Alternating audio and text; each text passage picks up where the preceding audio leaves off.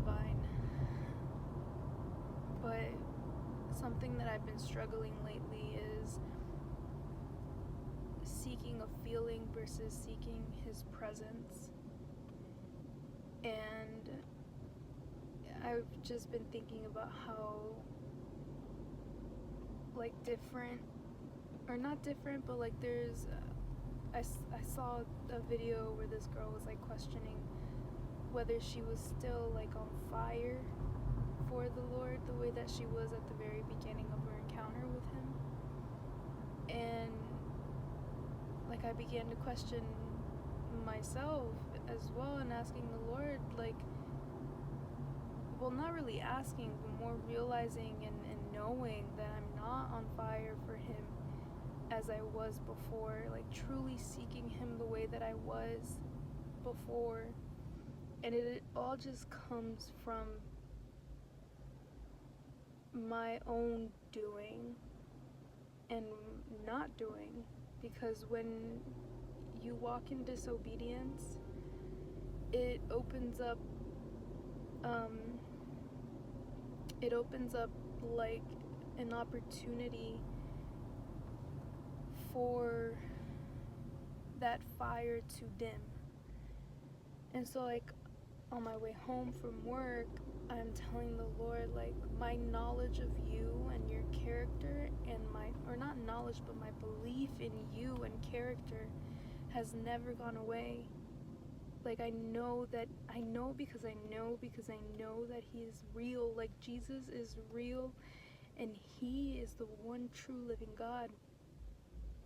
But because I still live in this world, we still live in this world, we are contaminated by the things of this world, and that's why we need to be extra careful and extra protective of ourselves, and allowing the Lord to be that extra protective layer, because he is a responsible father.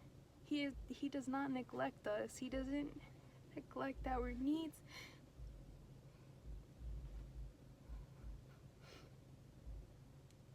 And so when we walk in disobedience and we rebel against his will for us, and you start to truly believe or desire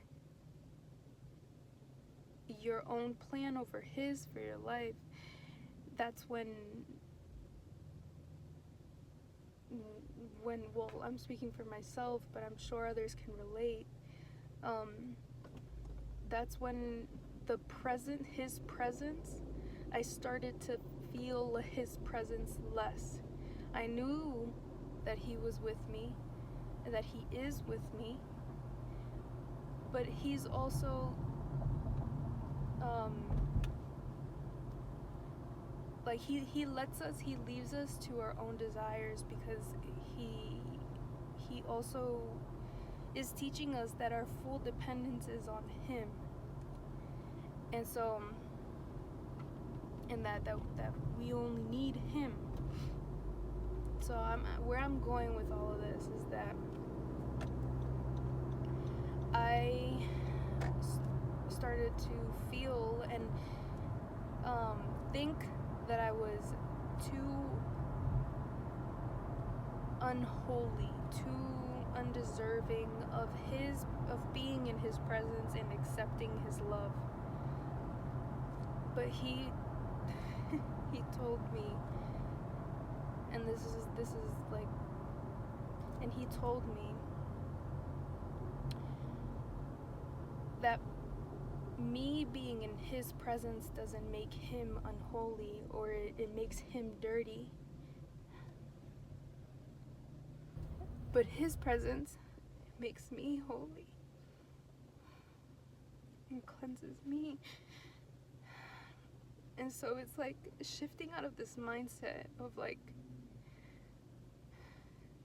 thinking how God is, or like thinking of him as a version that we think he is. I don't know if this makes sense, but I hope you can understand what I'm trying to say. And like putting him in a box that makes sense to us,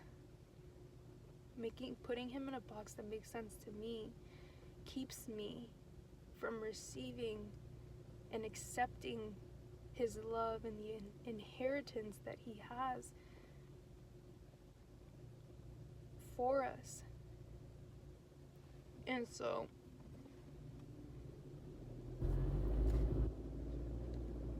it's unlearning what I thought was right and what I thought was his plan for me, and accepting and